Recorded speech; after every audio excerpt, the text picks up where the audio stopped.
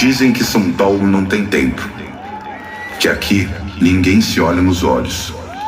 Tudo é pressa, concreto, ruído. Mas quem vive essa cidade sabe, o amor não desapareceu.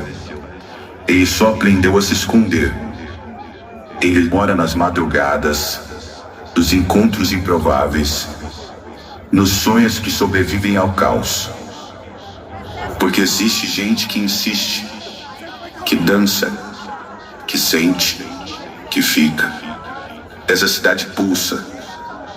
E enquanto houver batida, enquanto houver corpo e movimento, existe amor em SP.